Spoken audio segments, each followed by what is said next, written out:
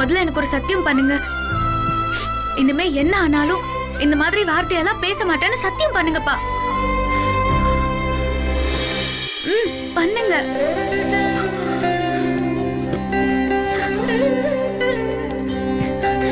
இப்படி எல்லாம் பேசுற அளவுக்கு கோழையா இருந்துடக்கூடாதுன்னு நினைக்கிறேன்.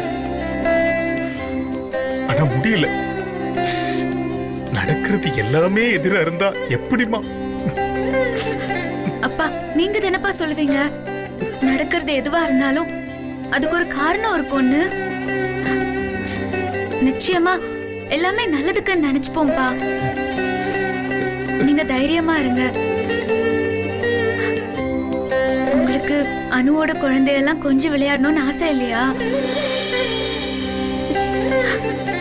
அம்மா அழாதம்மா. நீ அழுது அழுது உன் கண்ணீருக்கே போர் அடிச்சு போயிருக்கும். தைரியமா இருங்க. அப்பா நல்லா இருப்பாரு, அனு நல்லா இருப்பா, நம்ம எல்லாருமே நல்லா இருப்போம். நம்ம எல்லாரும் வேணா ஜாலியா எங்கேயாவது டூர் போயிட்டு வருவோம். இப்ப எனக்கு இருக்கிற ஒரே கவலை, இவருக்கு ஆபரேஷன் பண்ணணும், இவருக்கு உடம்பு சரியாகணும். எனக்கு அவ்வளவுதான். வேற எதை பத்தி யோசிக்கிற மாதிரி இல்ல. அதுக்கு நானும் சேர்ந்து என்ன வேலை செய்யணும்னாலும் நான் செய்யறேன். அதுக்கு நான் பொறுப்புமா. எனக்கு 2-3 நல்ல ஆர்டர்ஸ் எல்லாம் மெயில் வந்துச்சு. நீங்கெல்லாம் செஞ்ச வேலைதான் பொட்டிக் கூட ஒழுங்கா போகாம கல்யாணத்துக்கு ஏற்பாடு செஞ்சதுல அது எதையுமே நான் எடுக்காம இருந்துட்டேன்.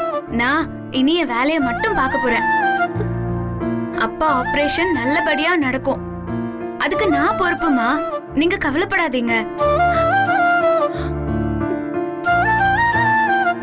ஆபரேஷனுக்கெல்லாம் ஒன்றும் அவசரம் இல்லைம்மா. வேற ஏதாவது நல்ல டாக்டரை பார்த்து மாத்திரையிலேயே குணப்படுத்த முடியுமான்னு பார்ப்போம். எனக்கு நீயும் அணுவும் சந்தோஷமா இருந்தாலே போதுமா. அப்பா எனக்கு என்னப்பா, நான் எப்பவும் போல ஜாலியா தான் இருக்கேன். இப்போ நீங்க 20 பஜ்ஜி கொடுத்தா கூட சலிக்காம சாப்பிடுவேன்பா.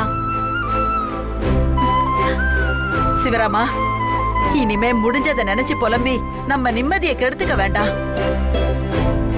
அடுத்து என்ன நடக்க போதோ அதை பாப்போமே.